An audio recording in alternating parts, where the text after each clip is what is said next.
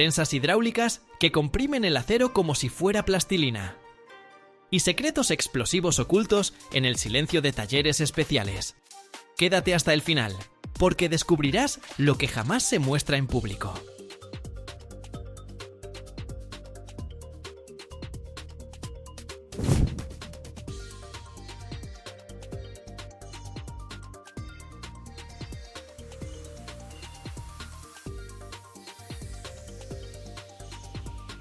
Todo comienza con el metal.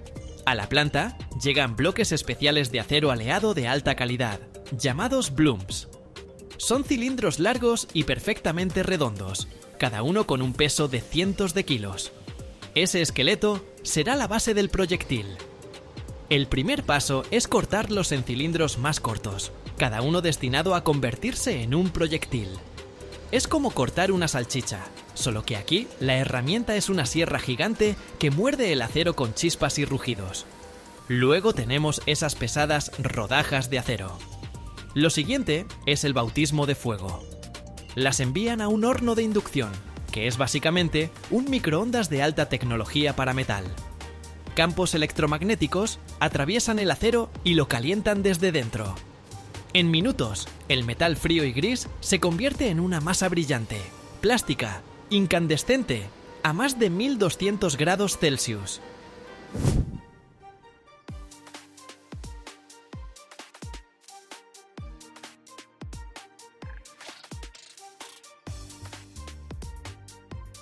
Una vez caliente y maleable, un robot la toma y la coloca en una prensa hidráulica. Primero, la prensa perfora la pieza, creando una cavidad profunda. Después, en una serie de pasos, la va estirando como un alfarero con su arcilla. El acero fluye, las paredes se hacen más delgadas y la cavidad más profunda. Tras varias compresiones, ese cilindro macizo se transforma en un vaso grueso de acero, con la forma característica de un proyectil. Pero aún es tosco, cubierto de escoria e impreciso. Ahora llega la mecanización. La pieza se fija en un torno gigantesco. Una herramienta de aleación superdura retira capas de material hasta dejar una superficie perfectamente lisa y aerodinámica.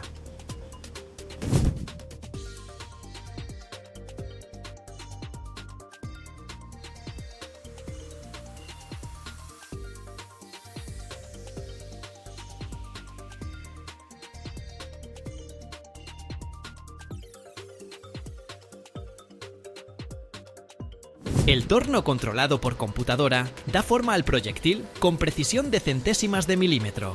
En la parte trasera se tallan ranuras especiales para el anillo de conducción y en la delantera una rosca perfecta para el detonador.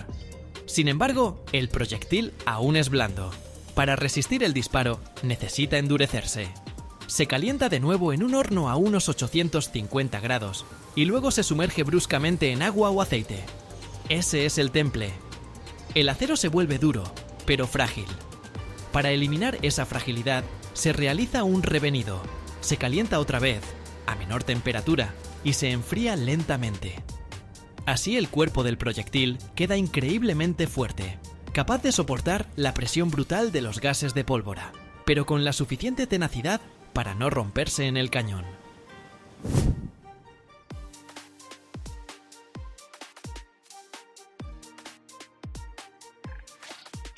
Pero un cascarón vacío de acero, por más fuerte que sea, no sirve de nada. Llega la etapa más peligrosa, la carga explosiva. En un taller aislado y muy protegido, se llena con explosivos como el TNT o sus mezclas. Normalmente es sólido, en forma de escamas o gránulos amarillentos. Para introducirlo, se derrite en calderas especiales con camisa de vapor, que aseguran un calentamiento lento y controlado. La temperatura se vigila grado a grado, porque un exceso podría ser fatal. Los cuerpos de los proyectiles, perfectamente limpios, se colocan en filas y se llenan con el explosivo líquido. El proceso es lento para evitar burbujas de aire, que harían inestable la detonación. Luego, los proyectiles se enfrían durante horas hasta que la carga solidifica en un bloque uniforme, sin grietas ni huecos.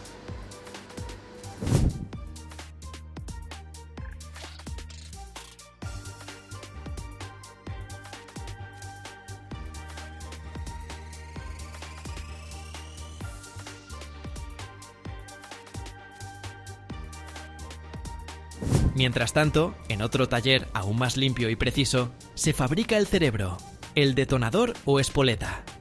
Es un mecanismo diminuto, pero extremadamente complejo, que requiere la precisión de un relojero. Consta de decenas de piezas diminutas, resortes, engranajes, percutores, cápsulas detonantes y seguros. Su misión es ser absolutamente seguro en transporte y al disparar, pero activarse en el instante exacto, al impacto, en el aire o tras cierto tiempo. El ensamblaje se hace en condiciones casi estériles, donde ni una mota de polvo puede estropearlo. Llega el montaje final. En la parte trasera del proyectil se coloca por presión el anillo de conducción, hecho de cobre u otro metal blando. Su función es encajar en las estrías del cañón, dar rotación al proyectil y evitar fugas de gases.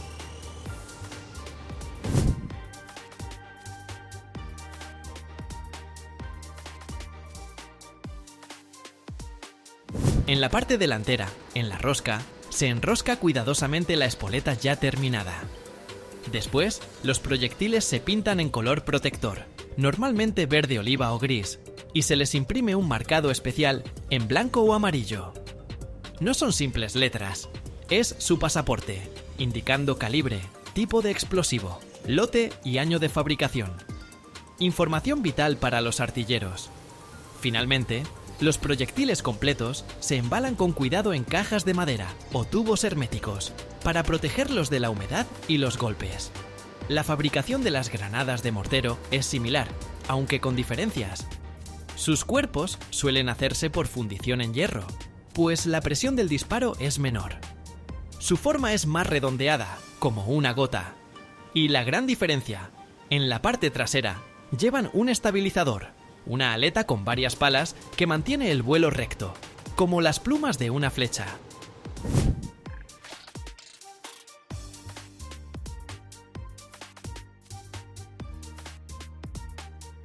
Entre esas aletas se colocan cargas adicionales de pólvora en pequeñas bolsas, como rosquillas, que permiten ajustar el alcance. Y así, tras todo este recorrido, desde un bloque de acero inerte, pasando por hornos ardientes, prensas hidráulicas, tornos de precisión y silenciosos talleres químicos, nace un artefacto que es la cumbre de la ingeniería destructiva, listo para cumplir su único y terrible propósito.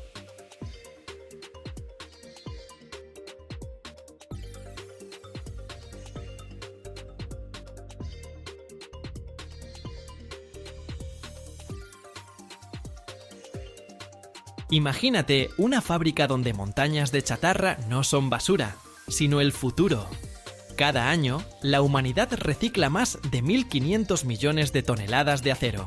Y es precisamente aquí donde estas ruinas frías reciben una segunda vida. Grúas gigantes con imanes levantan toneladas de metal oxidado en el aire como si fueran juguetes de niños. Y luego, lo más impresionante. 3 electrodos de grafito crean un rayo de 3000 grados que convierte estos fragmentos en un río hirviente de acero. Esto no es solo producción, es la espectacular alquimia de la industria moderna. Y ahora verás cómo nace un verdadero gigante de metal.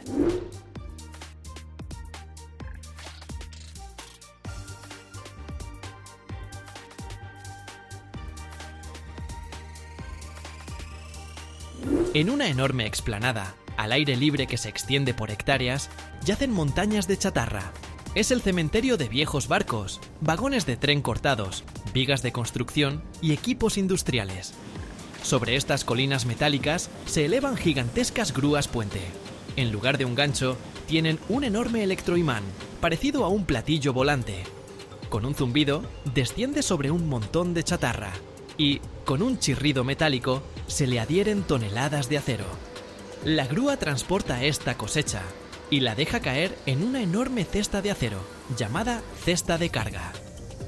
Este proceso se parece a un niño gigante jugando en un arenero, solo que en lugar de arena y una pala, hay metal oxidado y un imán de varias toneladas. Cuando la cesta está llena, comienza su viaje al corazón mismo de la nave de fundición. Y el corazón de la nave es un horno de arco eléctrico. Una caldera colosal, del tamaño de una pequeña piscina, revestida por dentro con una gruesa capa de ladrillos refractarios.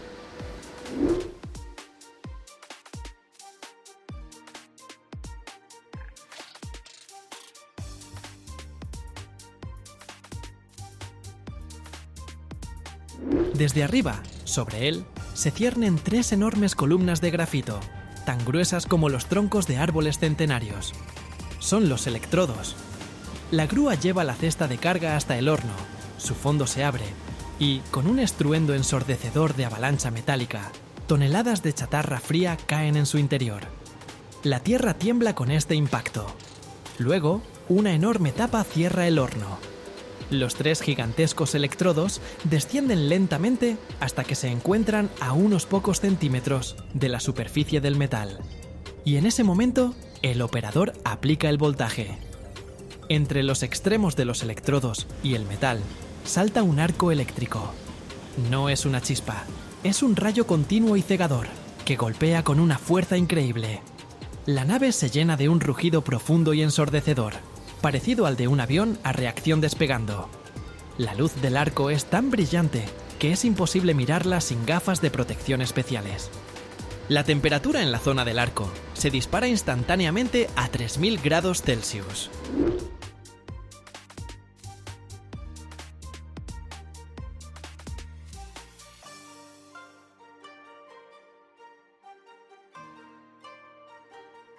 El acero, incluso el más grueso, no tiene ninguna oportunidad.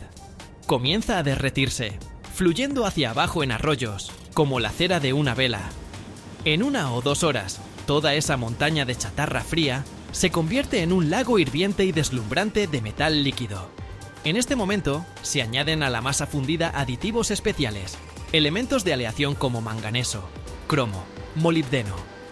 Es como un chef que añade especias a un plato para obtener el sabor perfecto, es decir, la resistencia y plasticidad ideales del acero para nuestra ancla.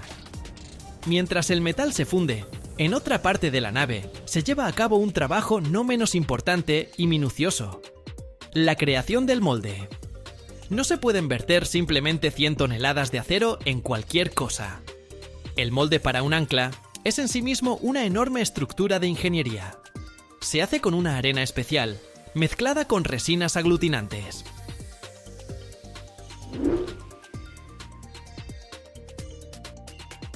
Primero, se crea un modelo exacto de madera o espuma de poliestireno del ancla a tamaño real.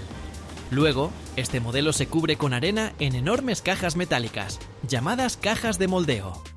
La arena se compacta cuidadosamente y las resinas se endurecen, convirtiéndola en una cáscara resistente como la piedra. El molde se hace en 2 mitades para poder extraer el modelo después. Dentro de estos bloques de arena se crea un complejo sistema de canales, el sistema de colada. Son los vasos sanguíneos, por los que el metal fundido fluirá hacia la cavidad, así como canales para la salida de gases, para que no se formen burbujas en el interior. Cuando ambas mitades del molde están listas, se unen, se sujetan y se entierran en un profundo foso de arena en el suelo de la nave. Esto se hace para que la colosal presión del metal líquido no rompa el molde. Increíblemente interesante, ¿verdad?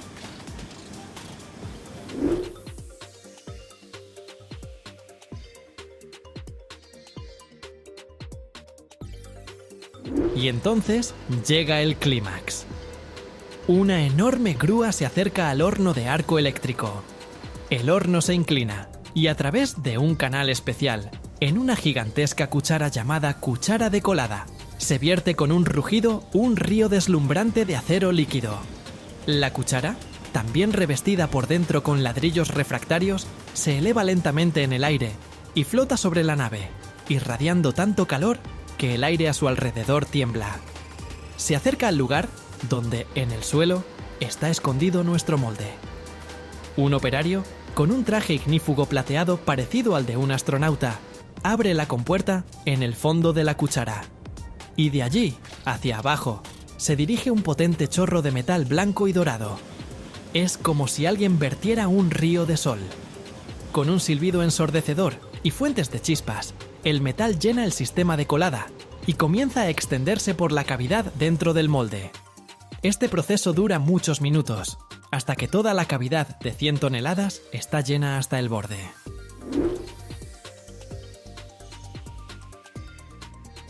Ahora comienza la etapa más larga y tranquila, el enfriamiento. La enorme masa de metal, escondida bajo tierra, se enfriará no en horas ni en días, sino en semanas. Es un proceso lento y controlado. Un enfriamiento demasiado rápido crearía tensiones internas en el metal que lo harían frágil. Durante varias semanas, el suelo de la nave sobre el molde permanece caliente. Y finalmente, cuando todo se ha enfriado, llega el momento del nacimiento. Las grúas levantan del foso un enorme bloque negro de arena y metal solidificados. Los trabajadores, con martillos neumáticos y mazos, comienzan a romper el molde de arena. Con estruendo y nubes de polvo, los trozos de piedra de arena se desprenden, y de debajo de ellos aparece gradualmente nuestra ancla. Todavía no es bonita, es negra, cubierta por una capa de cascarilla, y de ella sobresalen en diferentes direcciones los restos del metal del sistema de colada.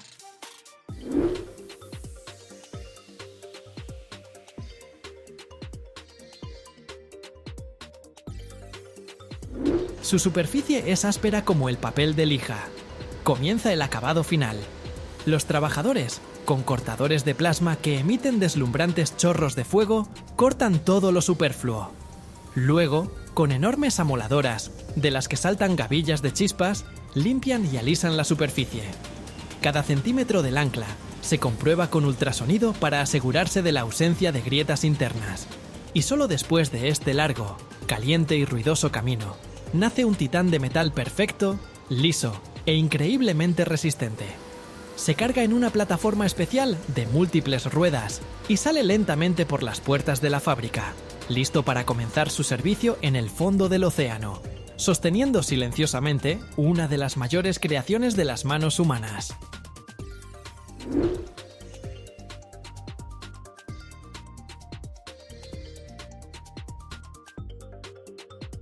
Para transportar un producto así al puerto, se utiliza un transporte especial que parece sacado de una película de ciencia ficción. Es una plataforma modular autopropulsada. Se apoya en decenas, a veces más de 100, ruedas pequeñas pero extremadamente resistentes, cada una de las cuales puede girar y elevarse de forma independiente. Parece un ciempiés metálico gigante.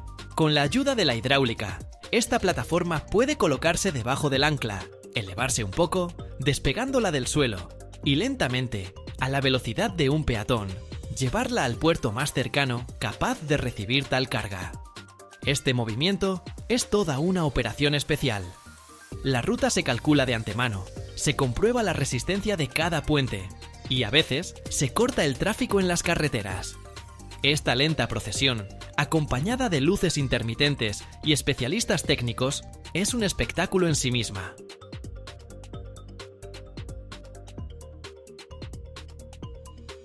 Cada día, en el mundo, funcionan cientos de miles de prensas hidráulicas. Son máquinas capaces de crear una presión de decenas e incluso miles de toneladas, suficiente para aplastar un coche o doblar metal frío con una precisión de joyería.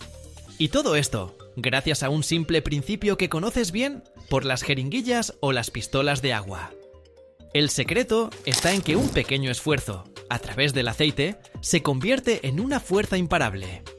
Es precisamente esta potencia lenta pero implacable la que nos abre las puertas a experimentos fascinantes.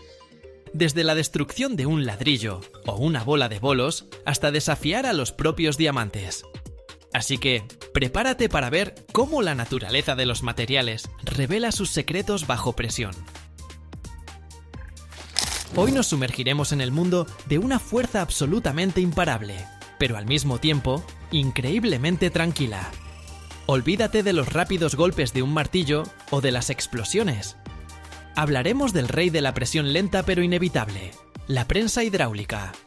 Un gigantesco marco metálico del tamaño de una habitación.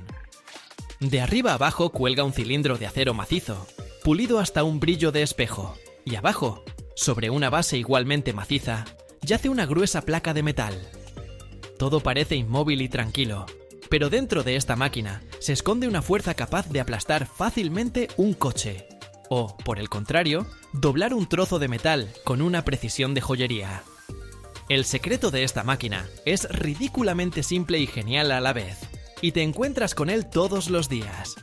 Es el mismo principio que el de una pistola de agua o una jeringuilla médica. Si presionas el pequeño émbolo de una jeringuilla, el líquido sale disparado por la fina aguja a gran velocidad. Ahora imagina lo contrario. Presionas un émbolo grande para expulsar el líquido a través de un pequeño orificio.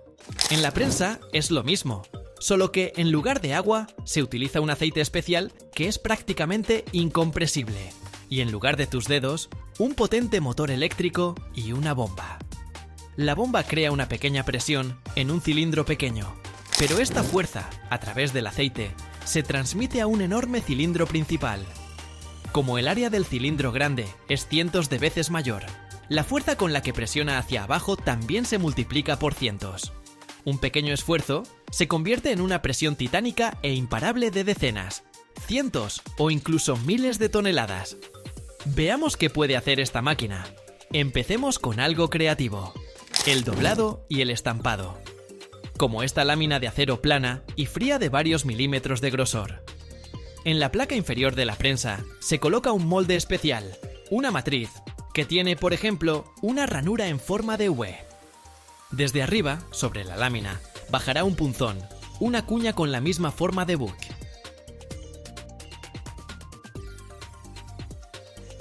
El operador pulsa un botón.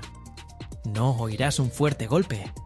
En su lugar, se escuchará el suave zumbido de la bomba hidráulica, y el enorme cilindro superior comenzará su lento, casi meditativo descenso. El punzón toca la superficie de la lámina de acero. Por un instante, no pasa nada. Luego, a medida que la presión aumenta, el metal comienza a emitir un suave gemido. No se rompe, se dobla suave y obedientemente, siguiendo exactamente la forma de la matriz y el punzón. En pocos segundos, en lugar de una lámina plana, tenemos un ángulo perfectamente doblado.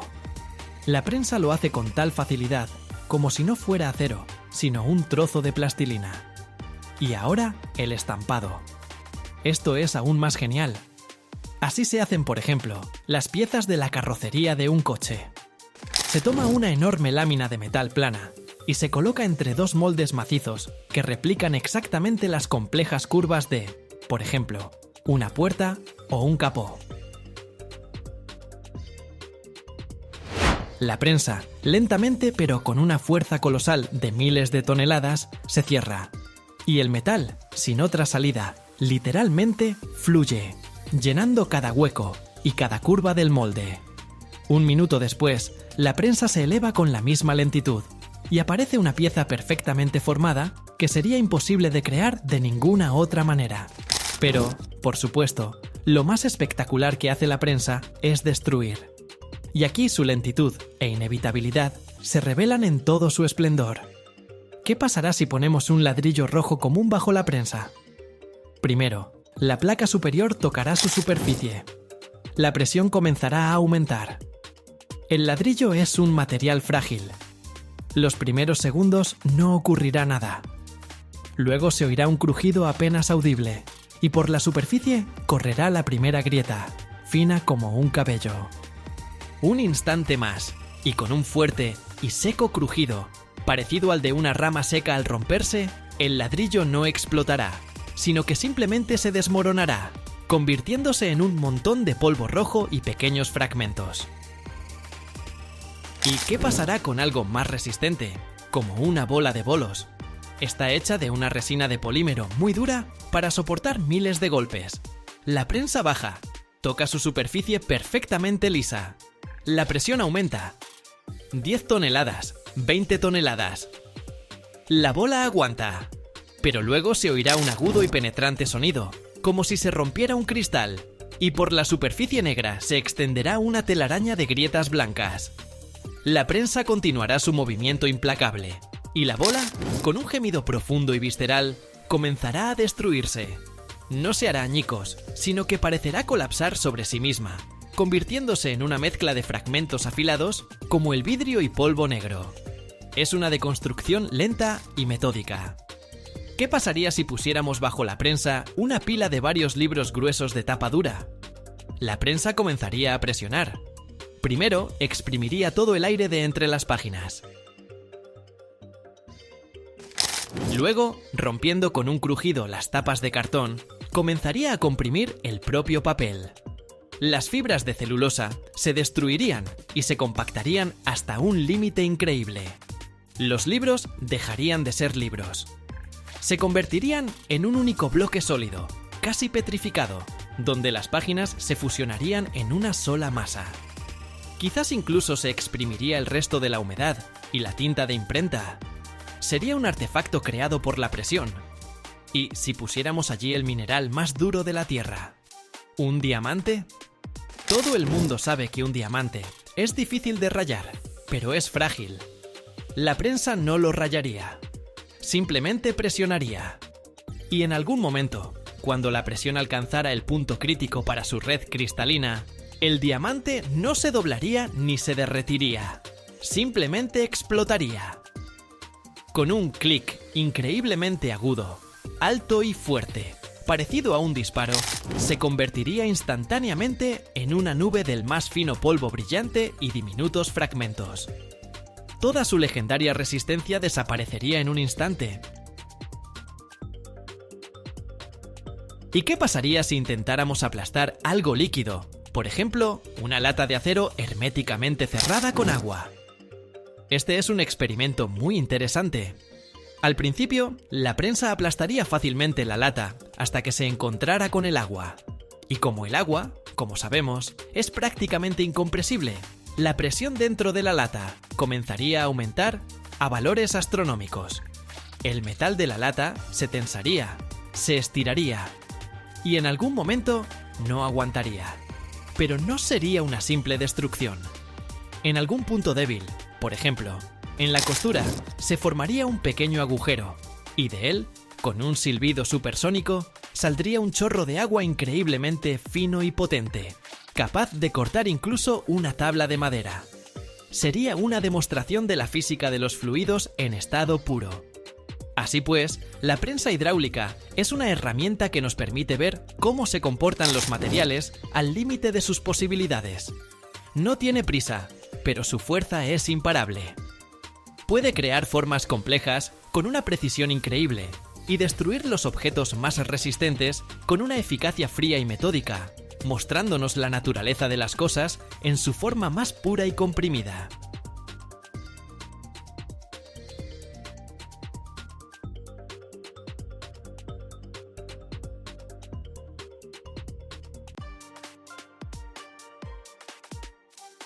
Cada día echamos un vistazo fugaz a nuestro reflejo en el espejo, sin detenernos a pensar en el increíble recorrido que han hecho los materiales para que este objeto llegara a nuestro hogar.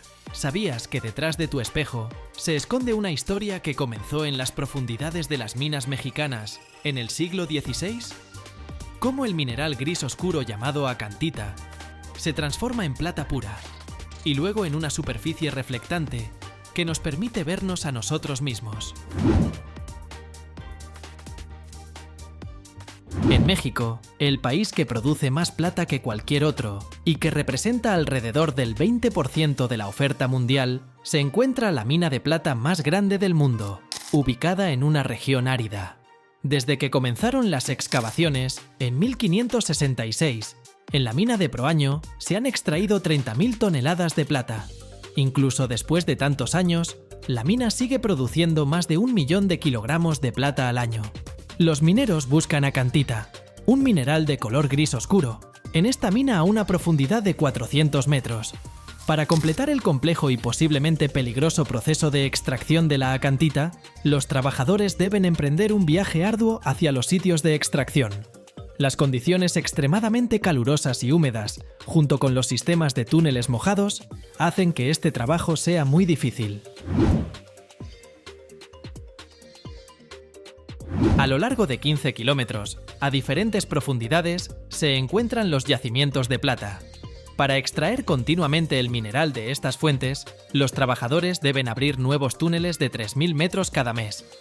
Para cortar estos pasajes en la roca, se utiliza una gran máquina con una enorme cabeza rotatoria de corte. Durante 400 años, se han excavado aproximadamente 600 kilómetros de túneles. Para minimizar el riesgo de colapso y aumentar la producción, potentes explosivos convencionales se colocan estratégicamente en ángulos específicos para romper la roca. Antes de colocar los explosivos, un dispositivo láser de alta precisión examina el terreno. Una vez determinados los mejores puntos de perforación, se realiza una secuencia de agujeros de 115 milímetros de ancho y entre 25 y 32 metros de profundidad. Cada agujero se llena con químicos explosivos y la zona se evacúa para garantizar la seguridad. Con cálculos precisos, se pueden extraer muchas toneladas de roca sin causar derrumbes. Diariamente, en la mina se extraen 7.000 toneladas de roca. Los depósitos llevan la roca a trenes subterráneos, que luego la transportan a un punto central de recolección. Posteriormente, la roca se sube a la superficie utilizando cargadores. El siguiente paso, tras salir a la superficie, es su transporte a la trituradora. Una enorme cinta transportadora lleva la roca a la planta de trituración. En tambores gigantes se encuentran grandes bolas de acero que trituran la roca hasta convertirla en arena fina. Luego se añade un reactivo, un producto químico especializado, a la roca triturada. Como resultado de la reacción con el reactivo, el mineral de plata se vuelve hidrofóbico. Esto da lugar a una combinación de minerales de plata que es 30 veces más concentrada.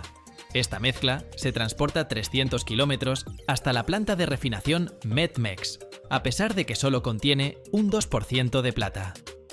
Entre plantas de este tipo, METMEX ocupa el cuarto lugar en el mundo y el primero en América Latina. Anualmente se producen aquí más de 2.300.000 kilogramos de plata.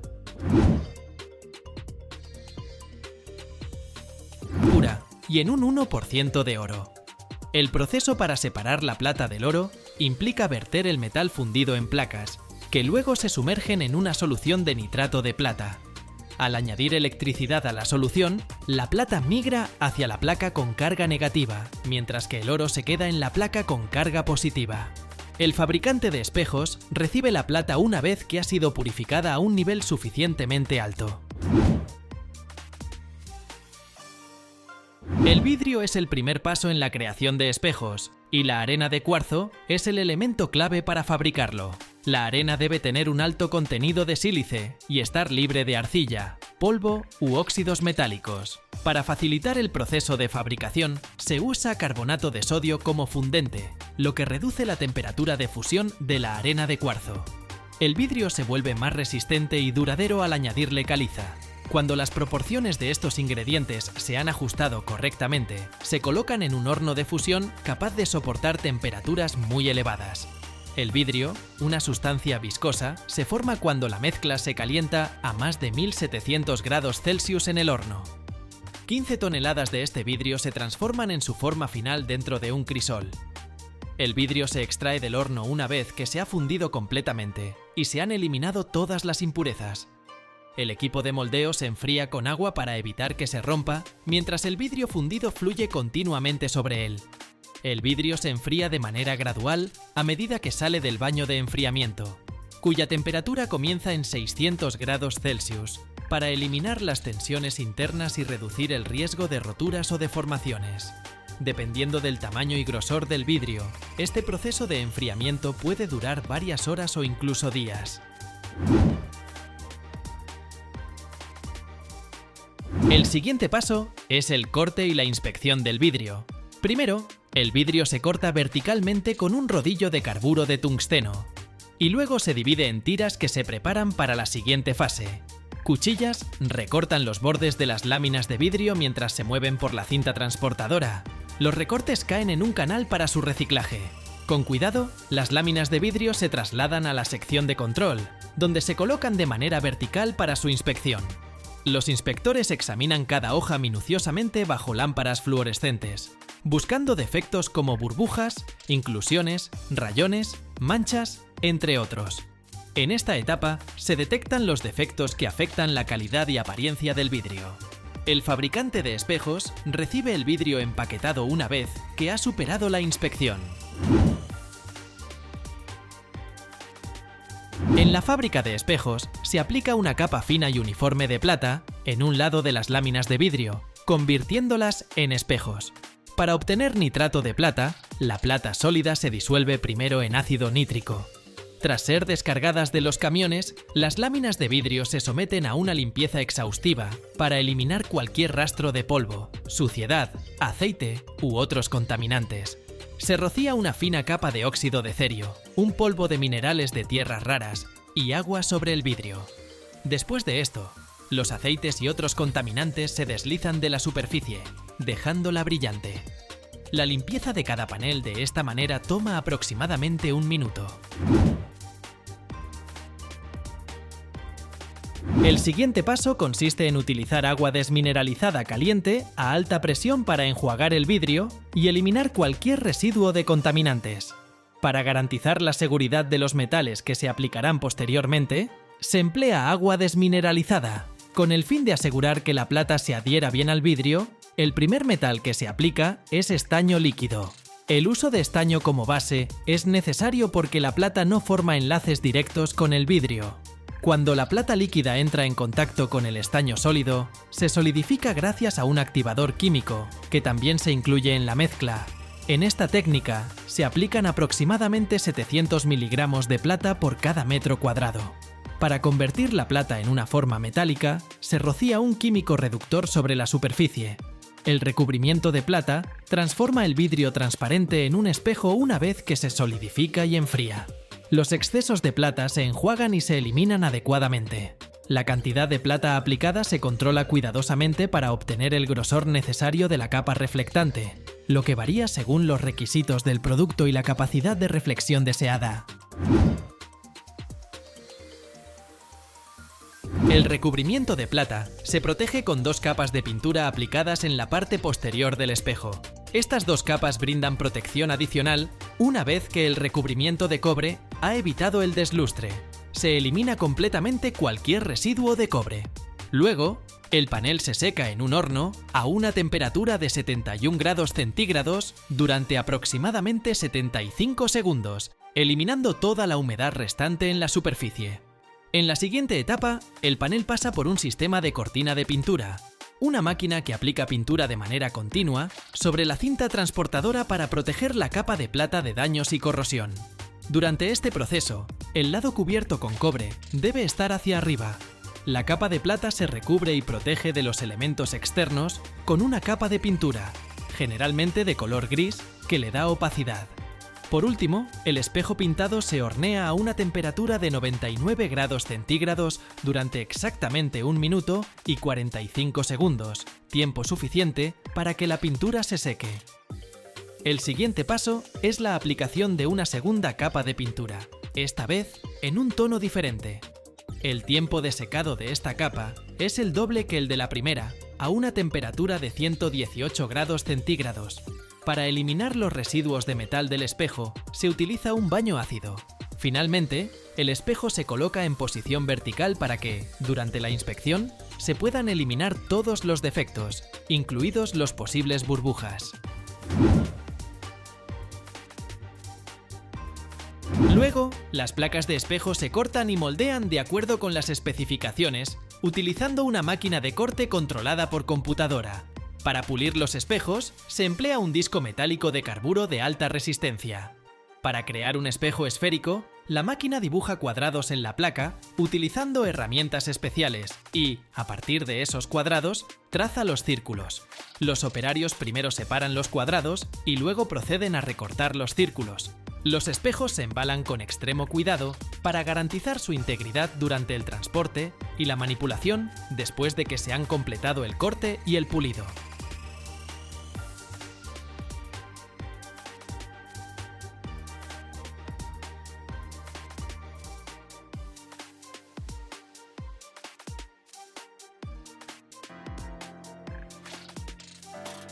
Cada día millones de personas en todo el mundo, preocupadas por su salud y apasionadas por el fitness, consumen proteína de suero. Pero, ¿alguna vez te has preguntado cómo se produce este popular suplemento? Vamos a descubrir el fascinante proceso de producción de la proteína de suero, desde las granjas lecheras hasta las fábricas donde se elabora. El polvo de proteína que añades a tus bebidas se produce a partir de la leche. ¿Cómo ocurre esto? ¿De dónde proviene la proteína de suero? En promedio, las vacas pueden producir alrededor de 40 litros de leche al día. Los ganaderos lecheros creen que las vacas felices y saludables producen leche de alta calidad, la cual es la base de los suplementos proteicos de alta calidad. La concentración de proteínas en la leche de vaca es de aproximadamente un 3,5% de caseína y un 20% de proteína de suero. Nos interesa especialmente esta pequeña proporción de suero para nuestro polvo de proteína. La leche de vaca es una verdadera potencia alimentaria.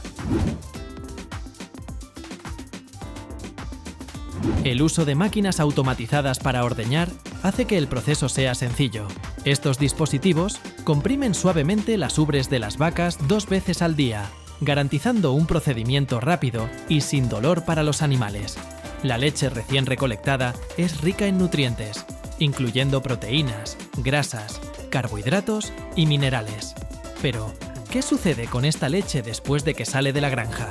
¿Cómo comienza su transformación en el polvo de proteína que conocemos y amamos? Después de ser recolectada, la leche fresca se almacena temporalmente en tanques refrigerados directamente en la granja. Estos tanques están diseñados para mantener la leche a baja temperatura, generalmente alrededor de 4 grados Celsius. ¿Por qué tan frío? Esta baja temperatura previene el crecimiento de bacterias y asegura que la calidad de la leche se mantenga hasta su transporte.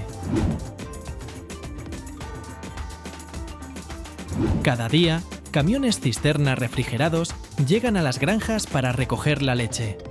Estos no son camiones ordinarios. Están especialmente diseñados para mantener la leche a la temperatura ideal durante su trayecto. La importancia de mantener esta cadena de frío no puede ser subestimada. Incluso un pequeño aumento en la temperatura puede afectar la calidad de la leche y, por lo tanto, la calidad de nuestra proteína de suero. Luego, la leche es transportada a las fábricas de procesamiento de queso. Aquí es donde comienza lo interesante. Tal vez te sorprenda, pero la proteína de suero es en realidad un subproducto de la producción de queso. Cuando la leche llega a la fábrica de quesos, se somete a un riguroso control de calidad para asegurar que solo la leche de mejor calidad se utilice en el proceso. La leche de alta calidad es la base de una excelente proteína de suero. El primer paso en la producción de queso es la pasteurización, que consiste en calentar la leche a una temperatura de aproximadamente 60 grados centígrados durante unos 30 minutos. Esta etapa es críticamente importante, ya que elimina las bacterias dañinas y hace que la leche sea segura para su consumo y procesamiento posterior. Después de la pasteurización, la leche se enfría rápidamente a una temperatura de alrededor de 4 grados centígrados. El enfriamiento mantiene la frescura y el sabor de la leche, evitando su sobrecalentamiento. La temperatura se controla y supervisa meticulosamente durante todo el proceso. La precisión juega un papel clave en la producción de proteína de suero de alta calidad. Luego ocurre un paso crucial, la separación de nuestra preciada suero. Se agrega un coagulante a la leche, generalmente una enzima llamada renina, que provoca la separación de la leche en 2 partes, los cuajos y el suero. Los cuajos son la parte sólida que se convertirá en queso, mientras que la parte líquida es nuestro suero. Aunque el suero es nutritivo, aún no es el concentrado de proteína en polvo que buscamos. El producto final contendrá entre 80 y 90% de proteína.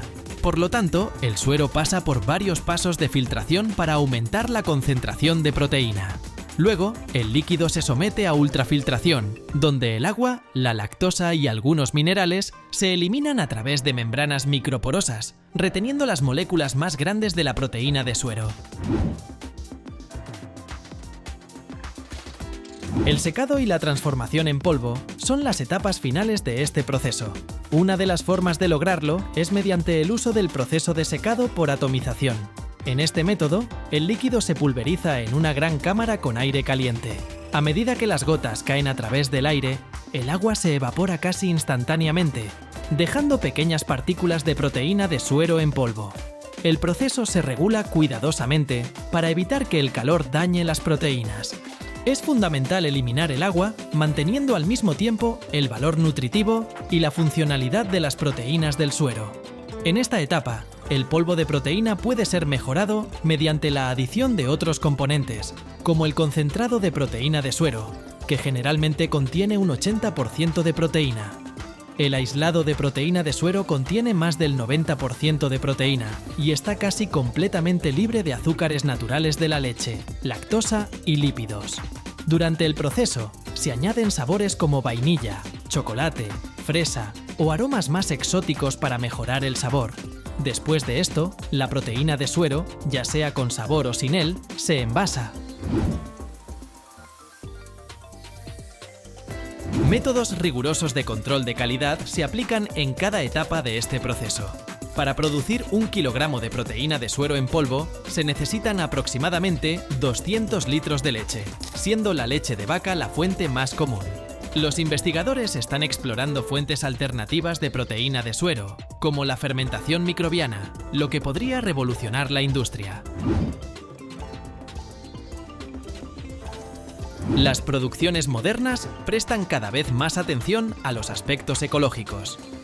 En el proceso de fabricación de la proteína de suero, se utilizan tecnologías de ahorro de energía y métodos para minimizar los desechos. Por ejemplo, los subproductos de la producción de queso, como el suero, que antes se consideraban residuos, ahora se utilizan activamente para crear un polvo de proteína útil. Algunas empresas van más allá y desarrollan métodos para reducir la huella de carbono, haciendo que la producción sea más sostenible y segura para el medio ambiente. La industria de la proteína de suero no se detiene. Los investigadores están desarrollando nuevos métodos de producción, incluidos el uso de fuentes alternativas de proteína, como la fermentación microbiana y análogos vegetales. Estas tecnologías podrían cambiar el mercado en el futuro y ofrecer nuevos productos a los consumidores que buscan diversificar su dieta. Mantente atento a las novedades en este campo, ya que el futuro de la proteína de suero podría ser aún más emocionante que su presente.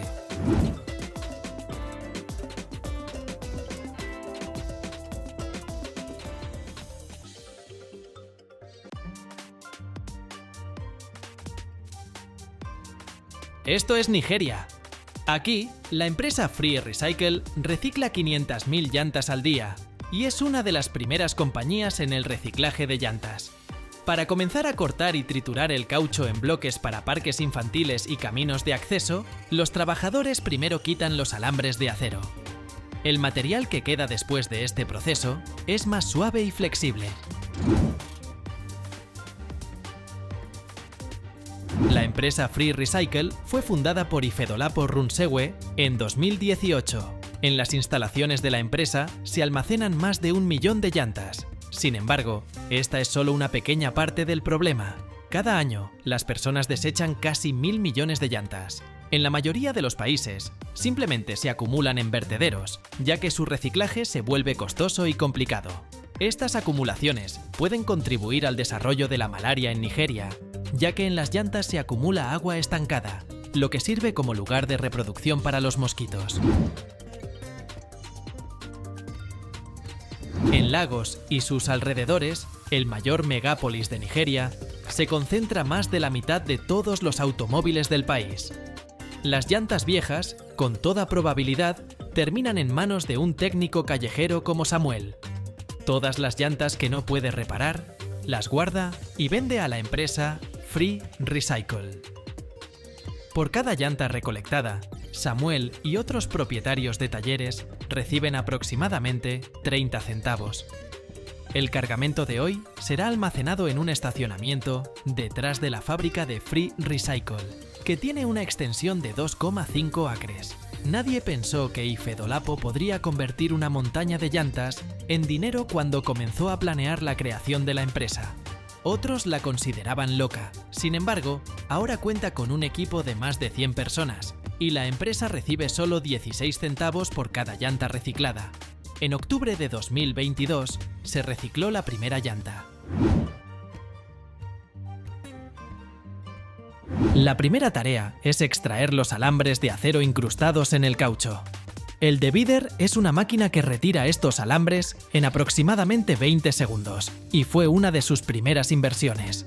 Luego, las llantas pasan por una trituradora que las divide en 4 o 5 piezas fáciles de manejar. Cada hora la empresa recicla alrededor de 150 llantas de automóvil. Sin embargo, las llantas son difíciles de reciclar por las mismas razones que las hacen duraderas. La trituradora de llantas en la planta ubicada en las afueras de Lagos desgarra las llantas en pedazos. Luego, en los tambores, se trituran en fragmentos aún más pequeños. Los restos son recogidos por los trabajadores en una criba vibratoria, y grandes aspiradoras limpian el aire del polvo de caucho. Los fragmentos más pequeños, de no más de 5 milímetros, caen a través de la criba, mientras que los más grandes vuelven al proceso para ser triturados nuevamente. Los fragmentos metálicos restantes son extraídos por imanes. Estos son los hilos de refuerzo, que a menudo están hechos de nylon, plástico u otro material sintético. Ahora solo queda el caucho. La última criba vibratoria los separa en dos tamaños: gránulos de 3 a 5 milímetros, lo suficientemente resistentes como para ser utilizados como material vial, y un polvo que proporciona una sensación más suave, ideal para parques infantiles y deportivos. Los gránulos de caucho se mezclan en caliente en batidoras. Para mantener todo unido, se utiliza un aglutinante de poliuretano. Encontrar la proporción perfecta que funcione en el clima tropical de la sabana nigeriana llevó mucho tiempo. Lo que puede funcionar, digamos, en Europa, podría no ser adecuado aquí en cuanto a la combinación o fórmula. Todo lo que necesitas hacer es descubrir qué funciona mejor. El color se ajusta con tintes. La mezcla coloreada se añade primero a un molde en una capa delgada. Luego, el resto del bloque se llena con la mezcla de caucho sin color, lo que reduce el costo de producción. Después de esto, se prensa manualmente y se coloca en bandejas. Luego, se secan en un horno durante 8 horas. Debido a la inestable red de suministro eléctrico en Nigeria, la empresa se ve obligada a generar la mayor parte de la energía que consume. Producimos el 80% de la electricidad dentro del país utilizando plantas de energía diésel. Los adoquines secos son retirados de los moldes por los trabajadores. En un solo día, producen casi la cantidad suficiente de piezas como para cubrir una cancha de tenis completa. De cada neumático se obtienen alrededor de 25 ladrillos de goma en forma de hueso de perro. Ahora están listos para ser enviados. El reciclaje de neumáticos es un negocio con un volumen de 12.000 millones de dólares en todo el mundo. La mayoría de estos neumáticos se reciclan y muchos se queman para generar energía en los Estados Unidos, Europa y Japón. El combustible derivado de neumáticos arde de manera más limpia que el carbón y es más económico que el gas natural. Sin embargo, en términos de emisiones, no es inferior a otros tipos de combustibles fósiles. Otro método, la pirólisis, implica calentar los neumáticos a temperaturas muy altas en ausencia de oxígeno. Los defensores de este método afirman que es la forma más ecológica de reciclar materiales, aunque los altos costos energéticos resultan en una baja rentabilidad del negocio. Un tercio de los neumáticos reciclados en los Estados Unidos se utiliza como mantillo para jardines o como nuevo revestimiento para parques infantiles y viviendas. Cuando en el siglo XIX, Charles Goodyear accidentalmente colocó caucho tratado con azufre en un horno, descubrió la vulcanización, un método para endurecer el material. Esto fortaleció la goma y aumentó su resistencia a altas temperaturas, exactamente lo que se necesitaba para las llantas de automóviles. A principios del siglo XX, hubo un auge en la producción de caucho, ya que cada vez más estadounidenses comenzaron a conducir, y la mayor parte del caucho se producía en plantaciones del sudeste asiático. Después, los aliados necesitaron grandes cantidades de caucho para fabricar camiones, automóviles y aviones que se utilizaron en la Segunda Guerra Mundial. El caucho sintético fue creado como resultado de que los Estados Unidos exigieron a sus principales productores encontrar otras fuentes. Para aumentar la durabilidad, los neumáticos modernos se fabrican con una combinación de caucho sintético y natural, reforzados con fibras plásticas y metálicas. Sin embargo, a pesar de su durabilidad, tarde o temprano se desgastan, y el caucho viejo se acumula rápidamente. A finales del siglo XX, en los Estados Unidos se habían acumulado más de 1.000 millones de neumáticos usados. Estos neumáticos tienen la capacidad de flotar en la superficie de los vertederos, filtrando toxinas y reteniendo gases como el metano. Además, son extremadamente inflamables. En Colorado, en el año 1987, se incendiaron cerca de 30 acres de neumáticos. La extinción de este incendio tomó más de una semana, y este evento aumentó la conciencia sobre este tipo de desechos en todo el país. Unos años más tarde, se aprobó legislación que apoyaba el surgimiento de nuevos negocios de reciclaje de neumáticos en todos los estados, excepto en 2. Para el año 2021, los Estados Unidos habían reducido la cantidad de neumáticos almacenados a 50 millones. Actualmente, un tercio de los neumáticos desechados en América se quema en fábricas de papel y hornos de cemento, mientras que otro tercio se recicla en recubrimientos de goma, como césped artificial. Menos del 20% de estos neumáticos terminan en vertederos. Sin embargo, los desechos de neumáticos se están convirtiendo en un problema cada vez más grave en países en desarrollo como Nigeria. En los rankings mundiales de sostenibilidad y reciclaje de residuos, este país se encuentra entre los 10 últimos. Sin embargo, la empresa Free Recycle quiere cambiar esta situación. En Lagos, el pavimento para parques infantiles, como el de esta escuela internacional, es el producto más vendido por la empresa Free Recycle. Estamos muy satisfechos con su servicio. El producto funciona bien. Los niños pueden saltar con gusto sobre la gruesa goma, que también facilita la ampliación y reparación. Simplemente lo retiras y lo reemplazas cuando agregas nuevas estructuras o servicios. Free Recycle quiere cerrar todos los vertederos de neumáticos en Nigeria, pero por ahora el flujo de residuos sigue aumentando. Y esta no es la única preocupación de Ifedolapo.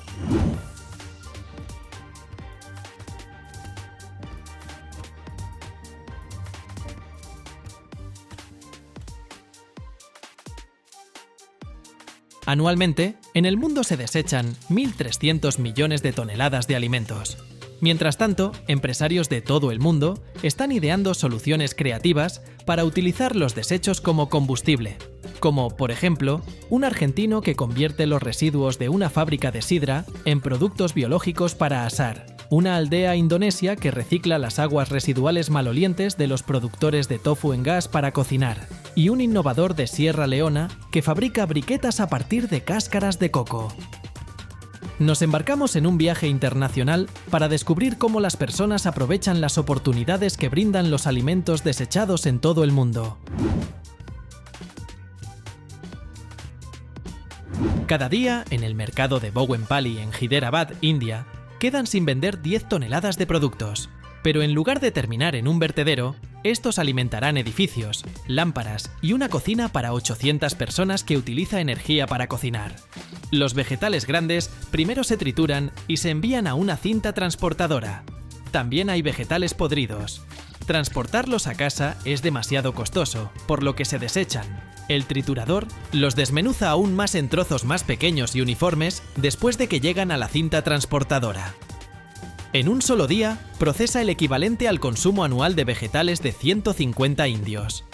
La mezcla triturada se envía a 2 calderas digestoras, a través de depósitos subterráneos después de ser molida. De esta manera, en los grandes digestores se encuentran principalmente bacterias anaeróbicas, microorganismos que prosperan en ausencia de oxígeno. Además, producen dióxido de carbono y metano como subproductos de la digestión de los desechos alimentarios que les arrojamos en su camino. Cuando las sustancias orgánicas se descomponen, emiten gases que contribuyen al calentamiento global. Pero después de los combustibles fósiles y la agricultura, los vertederos ocupan el tercer lugar en emisiones de metano debido a la enorme cantidad de desechos alimentarios. Un enfoque para evitar que estos gases lleguen a la atmósfera es convertirlos en energía mediante la combustión de biogás. El combustible se puede almacenar en el lugar en 4 cilindros masivos en Bowen Pally hasta que esté listo para su uso. La cocina está a una distancia de unos 400 a 500 metros y el camino continúa hasta ella. Esta energía es más que suficiente para operar el comedor, donde se preparan 800 comidas diariamente. Además de la energía, otro subproducto útil que producen las plantas es el fertilizante. Los vendedores del mercado lo compran y lo esparcen en los mismos campos donde cultivan los vegetales. Al usar este fertilizante, también mejoran la calidad del suelo.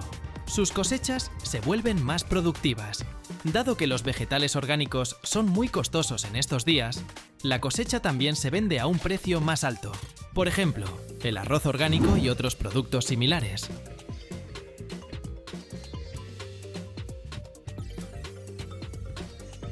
Uno de los científicos del proyecto, el Dr. Rao, está construyendo 5 plantas más en la ciudad y sus alrededores. Con esto, incluso los productos no vegetales pueden verse afectados. La producción de biogás es posible a partir de una amplia variedad de materiales orgánicos, incluidos los desechos humanos y animales. ¿Por qué no cambiamos todos al biogás si es fácilmente accesible, reduce las emisiones y disminuye la cantidad de residuos sólidos que producimos?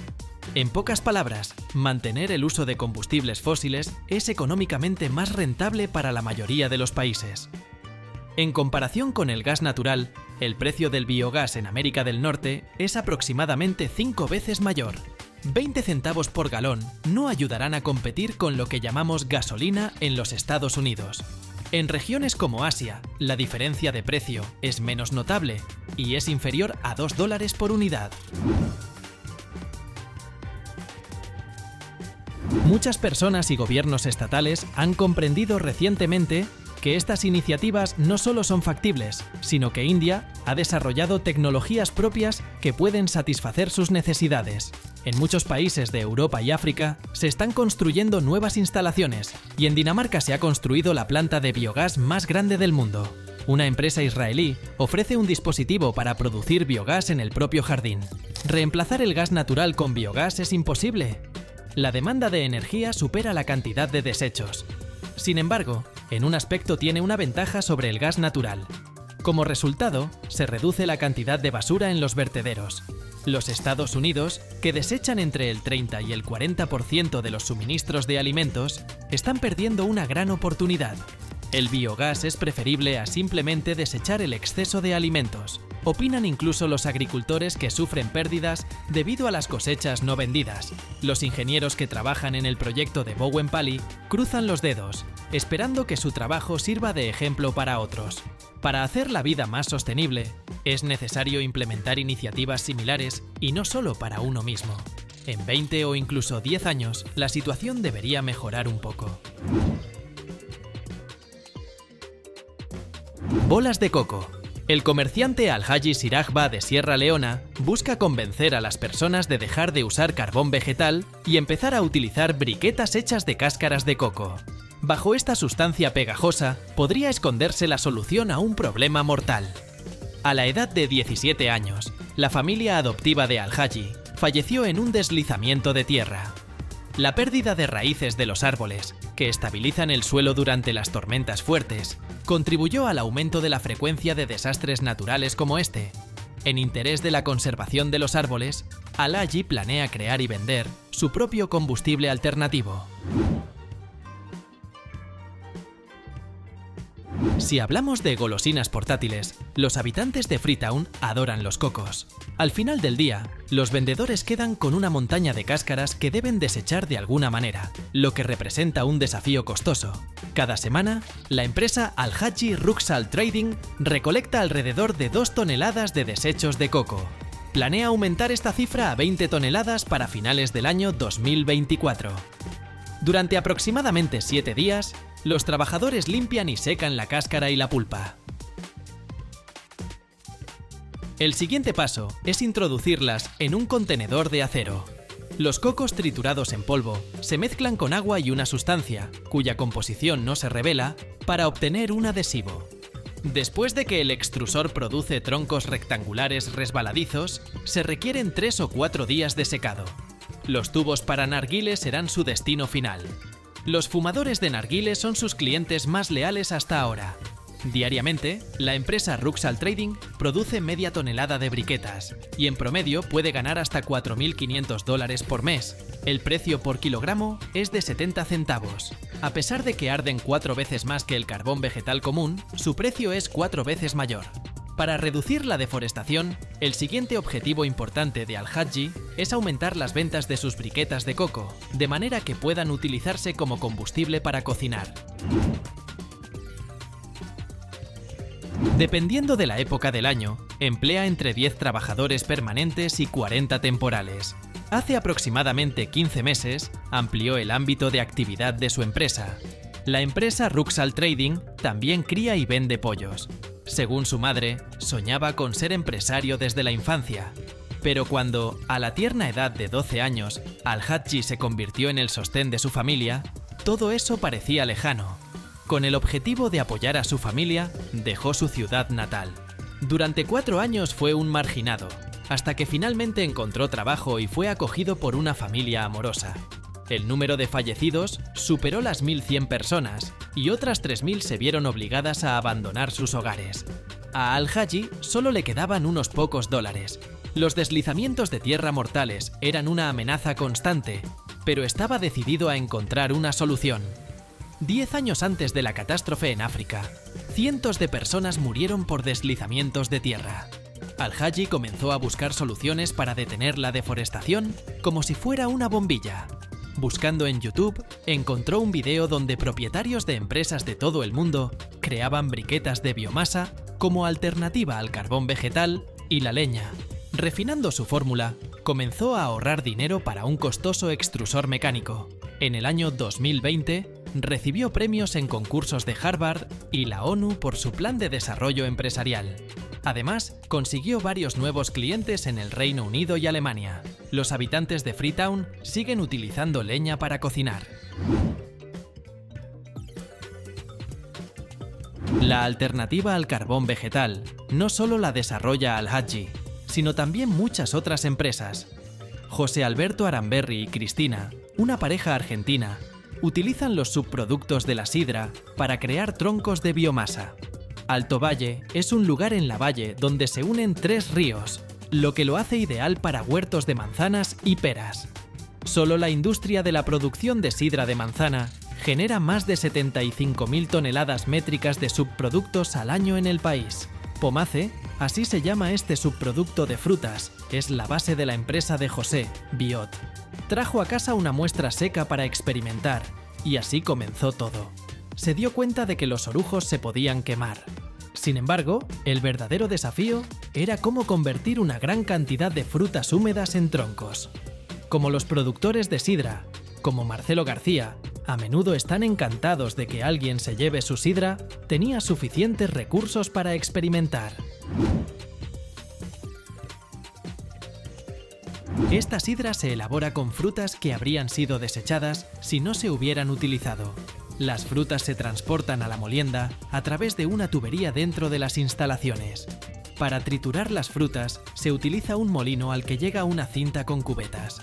Sin embargo, para que los orujos pasen correctamente por el equipo, no deben estar demasiado secos. Como resultado, la sidra se complementa con agua. Compostaje, calentamiento y producción de vinagre son solo algunas de las numerosas formas de utilizar los orujos, enumeradas por Marcelo. La mayor dificultad es el transporte de la pesada suspensión húmeda. José transporta los orujos a su terreno en camiones. Tiene muchas opciones para eliminar el agua. Hasta ahora, el método más económico es simplemente esparcir los orujos por el suelo y dejarlos asentarse durante unos días. Después de esto, los residuos se trasladan a una máquina especial con la ayuda de un bulldozer. Con un tractor, los orujos se esparcen en línea recta y luego se cortan en ladrillos. José recoge los trozos triturados. A menudo prueba métodos alternativos, como secar pequeñas cantidades en forma rectangular. Puede usar un molde para producir ladrillos más delgados que no requieren volteo. Actualmente, él solo vende los llamados troncos de biomasa, aunque está considerando la producción de otros productos, como alimentos para animales. Él y su esposa, Cristina, fundaron la empresa Biot. Ella ayuda a la empresa con la publicidad y las ventas. José cree que se complementan bien, ya que sus habilidades se complementan entre sí. Algunas empresas locales y particulares que los utilizan en sus hogares compran sus troncos. Los asados tradicionales, o barbacoas, en Argentina tienen una larga historia que comienza en el siglo XVI. Hoy en día, muchos utilizan carbón vegetal, pero en los restaurantes todavía prefieren la leña, ya que creen que da el mejor sabor a la carne.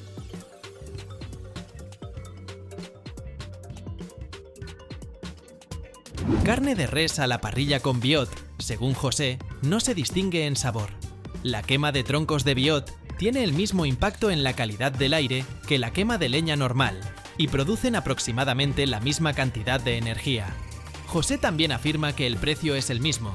Gracias a la reducción de gastos, la empresa genera ganancias. Todos los productos deben recogerse en su granja. En el año 2019, José y Cristina proporcionaron biot al gobierno local, que lo distribuyó entre familias de bajos ingresos. Sin embargo, la administración recién electa decidió no renovar el acuerdo, y ahora tienen más de 100 toneladas métricas de excedentes. Cristina afirma que los procedimientos actuales son engorrosos y no permiten expandir la producción. José, por otro lado, cree que la tecnología se difundirá ampliamente. De cualquier manera, está satisfecho de haber dejado un legado innovador.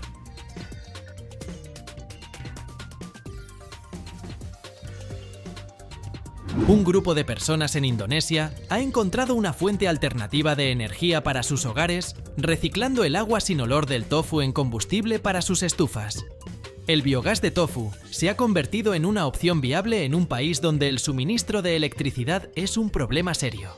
Puedes sentir el olor agrio que emana del exterior de la fábrica de tofu en Haji Oji, en cuyo interior hace calor y humedad. Esta es una de aproximadamente 230 fábricas de tofu en el área de Sumedang, en Java Occidental, que es famosa por su tofu. Sin embargo, todo este tofu maloliente tiene su precio. En casi cada etapa de la producción de tofu se generan aguas residuales. Debido a la acidez de los desechos, pueden morir peces y cultivos agrícolas. Además, la descomposición de las sustancias orgánicas disueltas en ellos produce gas amoníaco. El primer paso en la preparación del tofu es medir y remojar los frijoles secos.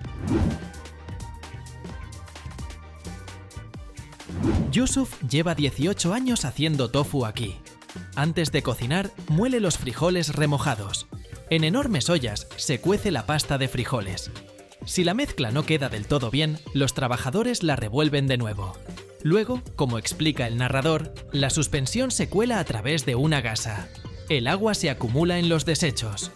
Los componentes restantes son leche de soja y residuos, que forman una masa caliente con pulpa. El vinagre hace que la leche de soja se coagule. Se utilizan moldes de madera para colocar los bloques de tofu.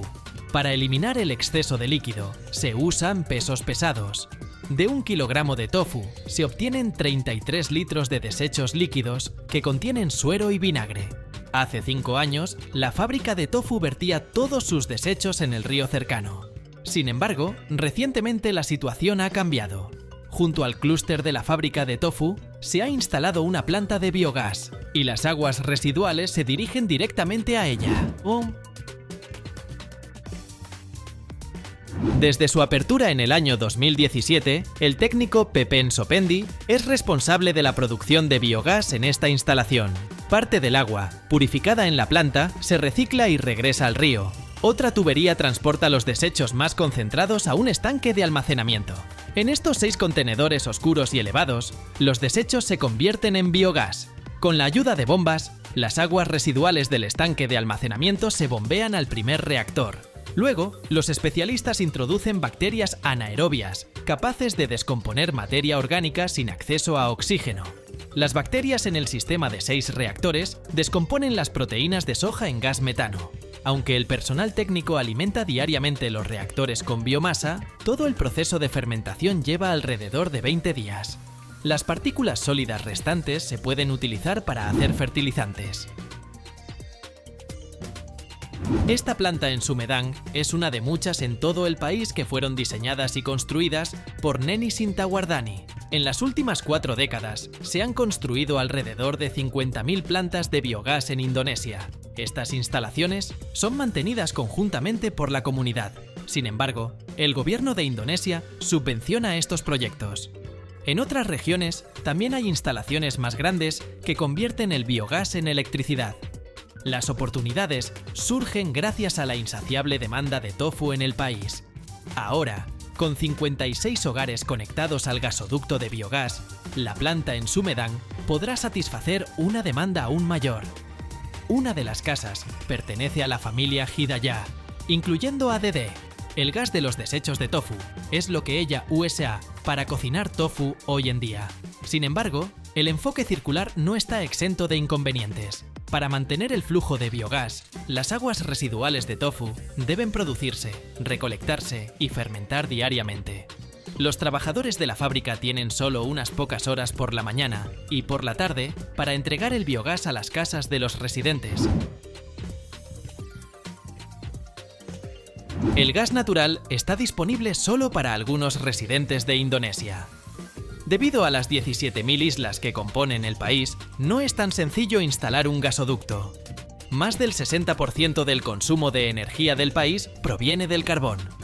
En la cumbre del G20 de noviembre, un grupo de países ricos y organizaciones corporativas se comprometieron a destinar $20.000 millones para ayudar a Indonesia a reducir su dependencia de los combustibles fósiles.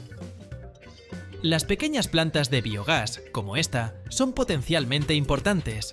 Es posible que no puedan eliminar los cortes de electricidad en cada comunidad ni proporcionar combustible para cocinar, pero pueden ayudar a las personas a encontrar el lado positivo en cada nube oscura.